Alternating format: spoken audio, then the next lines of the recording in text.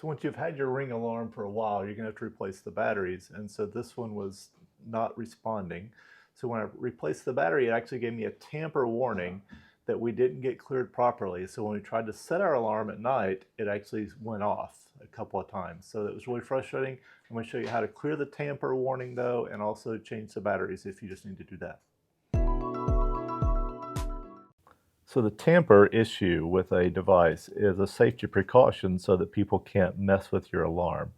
And in the app, it will actually take you through a troubleshooting video, which I didn't find very helpful. So with these tools, just scissors and a very small screwdriver, you can fix the batteries if you need to replace them, or you can correct the tamper issue. So removing the batteries and replacing them, you will need scissors to get into a pack of these CR2032 batteries. And if you have small children, of course, these are very dangerous. Don't leave them laying around. But they cost about $1 each. You can get them a little bit cheaper here on Amazon than through your hardware store or Walmart. But to remove them, you'll need a small screwdriver probably to pry them out a little bit.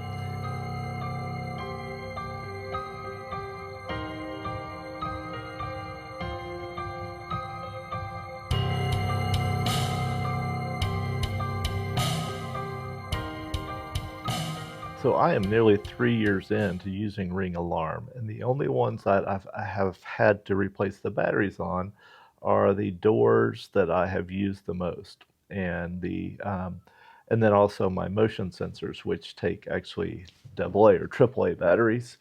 But in every time that I've removed batteries, though, from a device, then I've had a little bit of trouble getting it to reconnect and to work again. And so the troubleshooting instructions through the app don't give a whole lot of help because every time that I've gone through them, I still have to go in and reset the device. So I would just recommend expecting after you do the batteries to do this, to come and go through a factory reset with it. So it's probably best just to remove it after you've put new batteries in it, and then when you reinstall it, it will recognize the device still, but it will ask you to do a reset. And so you do that by inserting a paper clip until you get the flashing green light. So you hold it there until it turns red. And once it has turned red, you remove the pin, and then it will flash green once or twice and tell you that it's ready to go. And then your alarm system should be up and running again.